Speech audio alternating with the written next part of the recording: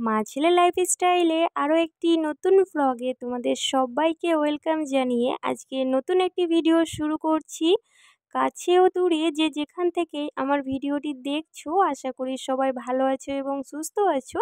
আর আমরাও আল্লাহর অশেষ রহমতে আলহামদুলিল্লাহ ভালো আছি। আজকের ব্লগটি শুরু করেছিলাম ওই সকাল সকাল। আজকে দানিশের বাবা বাড়ি চলে যাবে, তো সকাল সকাল রান্নাবান্না তোড়জোড় শুরু হয়ে গিয়েছে।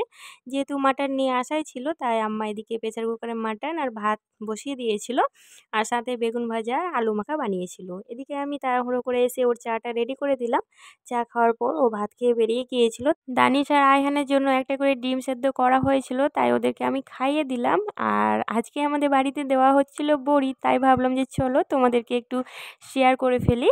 তো এদিকে দিদা কুমড়ো কুড়াচ্ছিল আর বোন কুড়ানো কুমড়োগুলো থেকে বীজগুলোকে আলাদা করছিল। এটা কিন্তু চাল কুমড়ো আর মাসকলাইয়ের আটা দিয়ে বড়িটা বানানো হয়, খেতে কিন্তু দুর্দান্ত হয়। আমাদের এইভাবে বানানো হয়, জানি অনেকে অনেক রকমভাবে বানাও। কুমড়ো কোড়ানোর পর যে খোসাটা থাকে সেটা দিয়ে কিন্তু সুন্দর একটা গাড়ি বানানো হয়। এইভাবে কিন্তু দিদাও আমাদেরকে বানিয়ে দিত ছোটোবেলায়। আমরা কিন্তু এর ভিতরে মাটি পাথর এইসব ভরে একটা সুতো দিয়ে বেঁধে নিয়ে বেড়াতাম। সেই মতো আজকে ওর দিদা দানিশ আর আইহানকে বানিয়ে দিয়েছে। ওরা তো নতুন ধরনের গাড়ি পেয়ে ভীষণ খুশি। চলো, দিদারা তো বড়ির আটা ফ্যাটাতে বোধহয় শুরু করেই দিয়েছে, তো ওই দিকটাই আমি যাই। এদিকে এসে দেখছি যে সম্পূর্ণ কুমড়ো থেকে জলটা নিংড়ে ফেলে দিয়েছে, মানে কুমড়োটাকে শুকনো শুকনো করে ফেলেছে। তারপরে কিন্তু আটাটা মেশানো হচ্ছে, মানে যা যা করতে হবে সব প্রসেসিং ওরা শুরু করে ফেলেছে। তো তোমাদেরকে ছোট্ট একটি কথা মনে করিয়ে দিই, এখনও যারা আমার ভিডিওটিতে লাইক করোনি তারা প্লিজ একটি লাইক করো আর সুন্দর একটা কমেন্ট করো, কারণ তোমাদের সুন্দর একটা কমেন্টই আমাকে পরবর্তী ভিডিও বানাতে অনেক বেশি মোটিভেট করে। চাইলে তোমরা আমার চ্যানেলটিকে সাবস্ক্রাইব করে নোটিফিকেশানটি অল করে রাখতে পারো। আর যারা এই কাজটি আগে থেকেই করে রেখেছো তাদেরকে অসংখ্য অসংখ্য ধন্যবাদ। এদিকে আমি যখন শ্বশুরবাড়ি থেকে এসেছিলাম তখন কিছুটা কুল নিয়ে এসেছিলাম, যেহেতু আমাদের বাড়িতেই কুলের গাছ আছে। এই কুলগুলো খেতে কিন্তু ভীষণ মিষ্টি, তবে আমি একটাও খেতে পারি না। 2-1টা যদি খেয়ে ফেলি তাহলে কিন্তু দাঁত একদম টক হয়ে যায়, অন্য কোনো খাবার দাঁতে ধরতেই পারি না। একটা সময় ছিল যখন আমাদের কুলের গাছ ছিল না, তখন এর ওর গাছ থেকে নিয়ে এসে কুল খেতাম বা কিনেও খেতাম। আর এখন বাড়িতেই গড়াগড়ি খাচ্ছে, অথচ একটাও খেতে পারছি না। মানে সময় পরিস্থিতি সব কিছুই কিন্তু ধীরে ধীরে পাল্টে যায়। ছোটোবেলায় টক খেতে ভীষণ ইচ্ছে করতো, এখন আবার একদমই ভালো লাগে না। তো কুলগুলোকে আমি একটা ঝুড়িতে করে রেখে ছাদের ওপরে দিয়ে এলাম রোদে শুকোতে। যখন শুকিয়ে যাবে তখন কিন্তু আচার বানাবো, তখন আচারটা খেতে সবাই ভীষণ ভালোবাসে। এদিকে দেখো আটাটাকে পুরোপুরি ফেটানো হয়ে গিয়েছে। এখানে আম্মা, দিদা, বোন 3জন মিলে আটাটা ফেটাচ্ছিল। 1 ঘন্টা মতো ফেটানোর পরে কিন্তু চলে এসছে বড়ি দিতে ওপরে। একটা খাট নিয়েছে, খাটের ওপরে মশারি দিয়ে সুন্দর সুন্দর করে বড়িগুলোকে দিয়ে নিচ্ছে। এই বড়িটা কিন্তু কখনো নিজে হাতে আমি দিইনি, তবে ফ্যাটানোর কাজটা আগে অনেক করতাম। এখন অবশ্য বিয়ের পরে আর করাই হয় না, এখন বাড়ির সবাই করে। তো বড়িটা খেতে তো দারুণ, কিন্তু খাটনি প্রচুর। তোমরা তো দেখতেই পেলে, এটা 3-4 দিন শুকোবে, তারপরে কিন্তু ওঠানো হবে। বোন যাবে অফিস, তাই বোনের জন্য আমি টিফিন রেডি করে দিয়েছিলাম। এখানে পরোটা আর আলু ভাজা বানিয়েছিলাম। ও তোমাদের তো বলাই হয়নি, তোমাদেরকে তো আগেই বলেছিলাম যে বোন একটা ইন্টারভিউ দিতে গিয়েছিল, তো সেই ইন্টারভিউয়েরই চাকরি পেয়েছে। মানে বোন একটা পোস্ট অফিসে চাকরি পেয়েছে। তো বোন যাবে অফিসে, তো অফিসে গেলে তো ওকে খাবার রেডি করে দিতেই হবে। সত্যি বলছি ভীষণ খুশি লাগছে যে আমরা 3 বোন, ভাই ছিলাম না, তো আমাদের 3 বোনের মধ্যে একজন চাকরি পেয়ে গিয়েছে।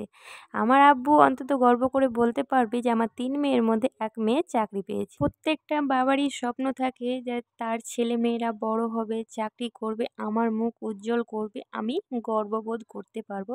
তো সেরকমই আমার আব্বু আজকে গর্ব করে বলতে পারবে যে আমার মেয়ে চাকরি করছে। তো আমাদের তো ভীষণ ভালো লাগছে, তার সাথে সাথে আমার পরিবারের সবাই ভীষণ খুশি। তো বোনকে তো অফিসে যাওয়ার জন্য একটা স্কুটি বা সাইকেলের প্রয়োজন ছিল, তাই বোন এখন কিন্তু সাইকেলটাই নিয়েছে, স্কুটিটা নেয়নি।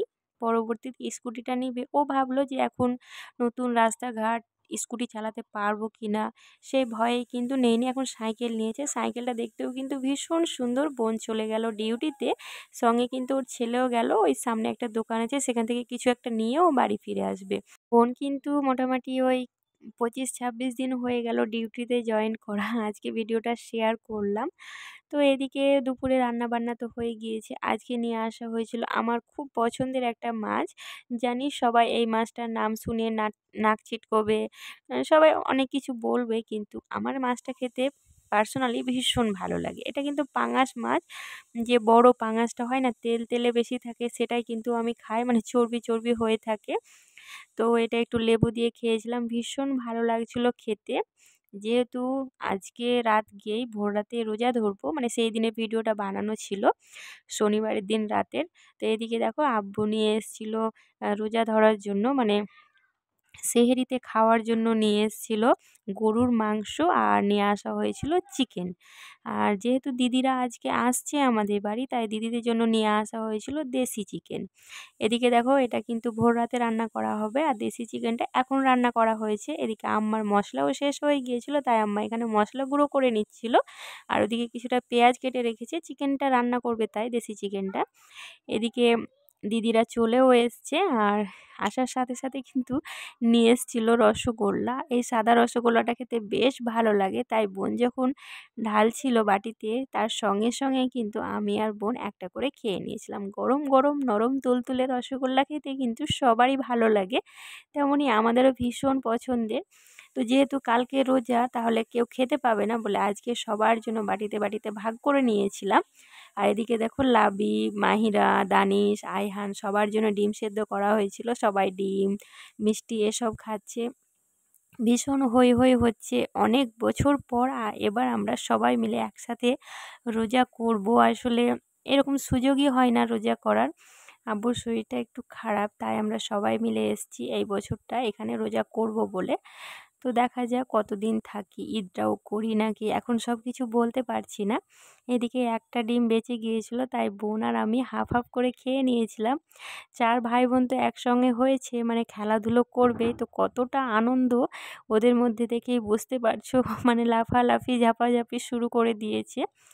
আজকে বানানো হয়েছিল রাত্রিবেলায় পোলাও। তো বোন এখানে খাচ্ছিল, আর বোনের সাথে সাথে দানিশও খাচ্ছিল দোলনাতে বসে বসে, আর ও আমাকে কি একটা বলার চেষ্টা করছিল। তো চলো তোমাদেরকে একটু পোলাওটা দেখিয়ে দিই। দিদির হাতের পোলাওটা খেতে কিন্তু ভীষণ সুন্দর হয়। এদিকে দেখো বেরেস্তা দেওয়া পোলাও বেশ ভালো লাগে খেতে আমাদের। এদিকে দেশি চিকেনটাও রান্না হয়ে গিয়েছে। তোমাদের জন্য একটু সুন্দরভাবে একটা শর্ট ভিডিও করার জন্য একটা প্লেট রেডি করেছিলাম। আজকের ভিডিওটা এখানেই শেষ করলাম। সবাই ভালো থাকবেন, সুস্থ থাকবে। আল্লাহ হাফেজ।